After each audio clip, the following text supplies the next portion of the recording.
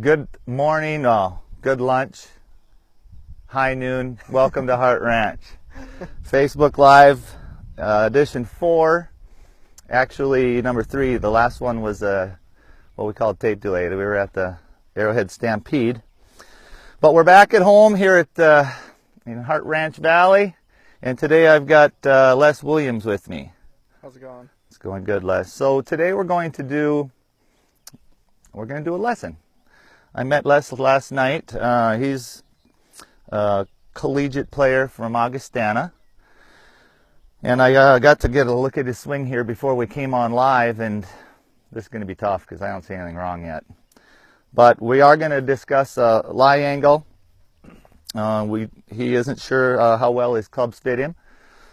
And at his level, at every level, it's important. But when if you want to find the elite status, which is what he's trying to do, you really got to pay close attention to the details and go through everything with a fine-tooth comb. So go ahead and hit some shots for us, Les. What have you got there? A 7-iron. 7-iron?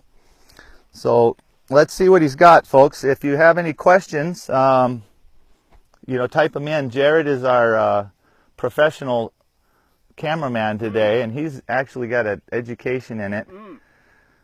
Say hi, Jared. Hello. And so if you have any questions, he's going to see them, and he'll throw them at me. Can you see him? Can you see him there, Jerry? On the right-hand side? Okay. Got it taken care of. All right, Les, let's see what you got, my man. All this pressure. All these nerves. It's like regionals. Something like that. Yeah, like I said, what's wrong with that? Sounded very good. Okay, so any lesson I start, I'm going to start with asking them if they've got any physical limitations. It doesn't look like you do, but I'm going to ask anyway. No, I'm good. Nothing that bothers you? Can you just keep hitting? And I'm going to switch you to a pitching wedge for me. And I'd like you to give me a half power shot, 3/4 power shot, and then full power shot in succession, and run through that system a couple times. Okay, he's got no physical limitations, so the next thing that I would do is just kind of go through the Teaching 101 checklist, and we'll take a look at his grip alignment, balance, and ball position, GABB. And so as he continues to hit, we'll take a look. His grip is quite good.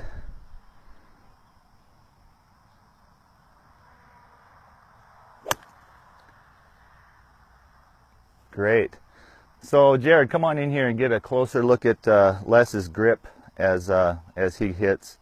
Get right in there so people can see. I want you to go over to this side and get a look.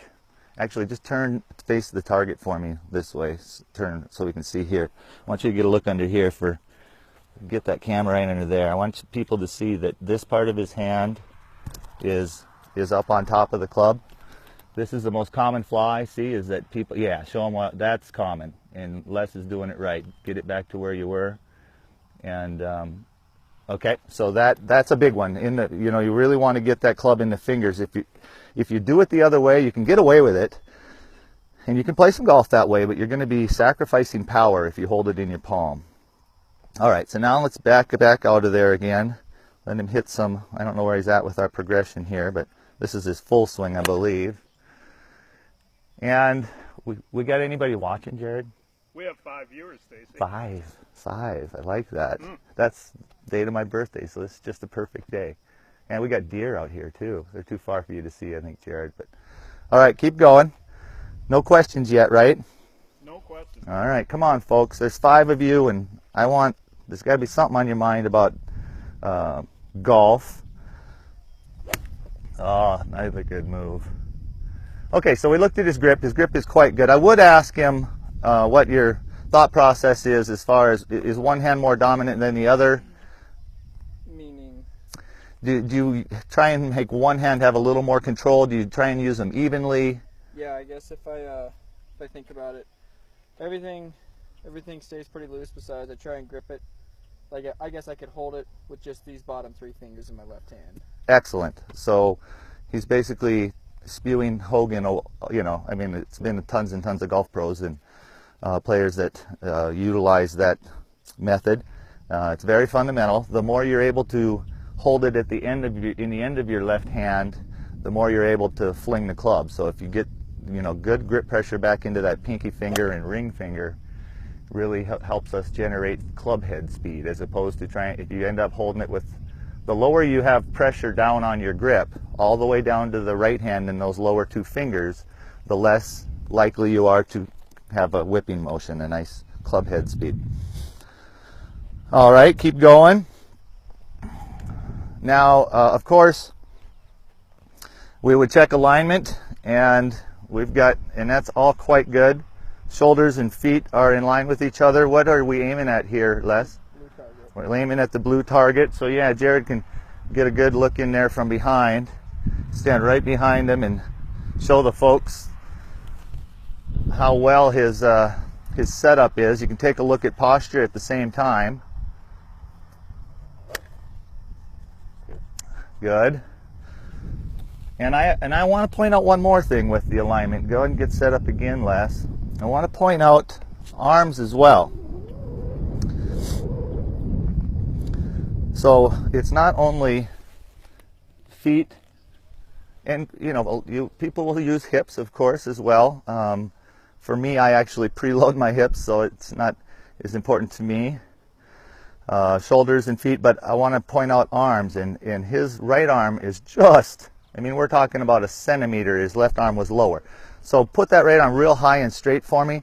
People who do this they're likely to swing across their body to the left and hit a pull or a slice or a fade. Of course, you can always time any mistake and hit it straight too. So, but we would, for consistency, there you go. We'd like these arms to be even. If anything, we'd like that back arm to be a little bit lower. Now, Les, what your normal shot is? A fade, draw, straight? Depends on the day. Depends on the day. Today was a draw. Today was a draw. Okay, go ahead and continue.